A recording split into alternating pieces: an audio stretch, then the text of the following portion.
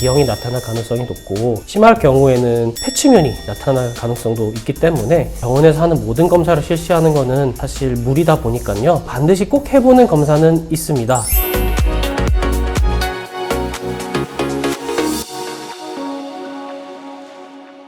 안녕하세요. 인천 스카이동물 메디컬센터 원장 문종선입니다. 제가 오늘 말씀드리고자 하는 내용은 반려동물 건강검진에 관한 내용입니다. 사람이나 반려동물이나 젊었을 때 건강 상태를 끝까지 유지하고 싶은 거는 저희 모두의 바람일 텐데요. 안타깝게도 저희는 노화라는 과정을 피할 수가 없습니다. 노화는 신생으로 분화되는 세포가 개수가 줄어들게 되면서 여러 실질 장기의 기능이 동시다발적으로 떨어지는 상황을 얘기하는데요. 수의 임상에서는 통상적으로 선천적인 질환이 있지 않고서는 8살에서 10살 사이를 이 노령기로 접어들기 전에 생애 전환 주기로 봅니다. 그래서 저희가 하는 건강검진처럼 이 시기에 하는 반려동물의 건강검진은 이미 있었던 질환에 대해서 대비를 한다든지 아니면 앞으로 생겨나게 될 위험성이 있는 그런 질환을 확인하고 미리 대비한다고 생각하시면 되겠습니다.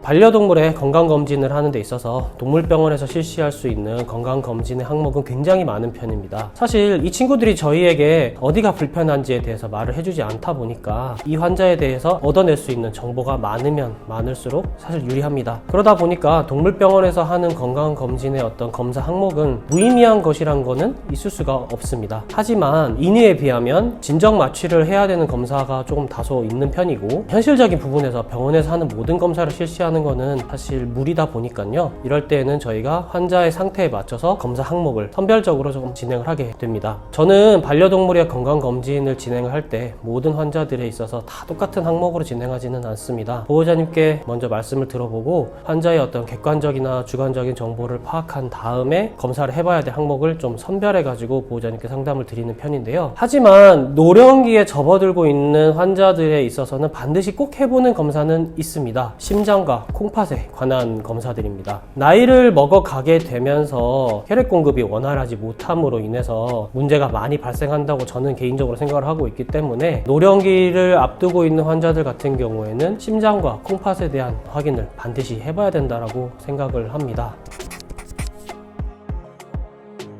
심장 부분에 대해서 건강검진을 먼저 시행을 할 때에는 청진을 우선적으로 하게 됩니다. 청진상에서 이 환자의 심장에서 들리지 말아야 될 심자음이 없는지를 확인한 다음에 심장 질환이 진행이 되고 있는 환자들 같은 경우에는 심장 모양이 변하는 기형이 나타날 가능성이 높고, 심할 경우에는 폐치면이 나타날 가능성도 있기 때문에 흉부 방사선 검사까지도 반드시 꼭 진행을 하게 됩니다. 여기에 덧붙여서 심실의 과부하가 걸릴 때 혈중으로 분비가 되는 프로BNP 검사까지도 함께 진행을 해주시면은 현재 심장 상태를 파악하는 데 큰 도움이 된다고 생각합니다. 심장 기능 부전, 줄여서 심부전 환자까지 의심이 된다라고 한다면은 이때는 반드시 심장 안쪽에서 일어나고 있는 일을 심장 초음파 검사를 통해서 확인하는 것이 매우 중요합니다. 심장 초음파 검사 같은 경우에는 병원에 가지고 있는 초음파 장비의 역량에 따라서 검사 유무가 결정이 되기 때문에 내원하시기 전에 다니시는 동물병원에 심장 초음파 검사가 가능한지에 대해서 꼭 확인을 해보셨으면 좋겠습니다.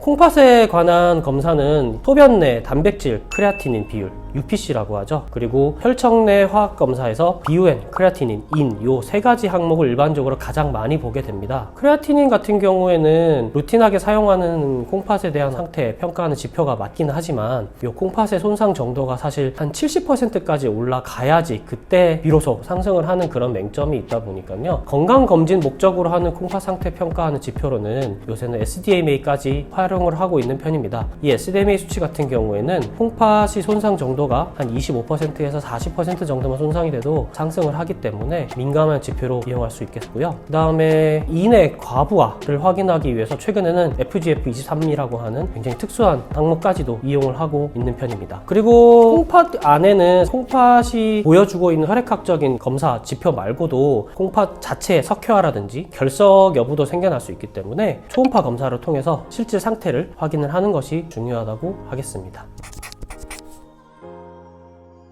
사실 동물병원에서 할 수 있는 검사는 제가 말씀드렸던 심장이라든지 콩팥의 검사 말고도 굉장히 많은 편이기는 합니다. 간담독의 검사를 해볼 수도 있고, 호르몬 질환을 검사를 추가적으로 해본다면 당연히 노령성 질환을 확인하는 데 있어서 굉장히 큰 도움이 될 겁니다. 제가 드리는 말씀은 동물병원에 오셔서 건강검진이라는 것을 뭔가 목적으로 하고 오셨다라고 한다면 반드시 심장이나 콩팥에 대한 부분만큼은 꼭 체크를 하고 다음에 이제 다른 검사를 해보시는 것도 굉장히 좋은 방법이지 않을까 하는 말씀을 드리게 됐고요. 건강검진을 하고 있는 수의사와 상담을 하셔서 현재 환자에게 필요한 항목을 꼭 잘 선별하셔가지고 건강검진을 진행하셨으면 좋겠습니다.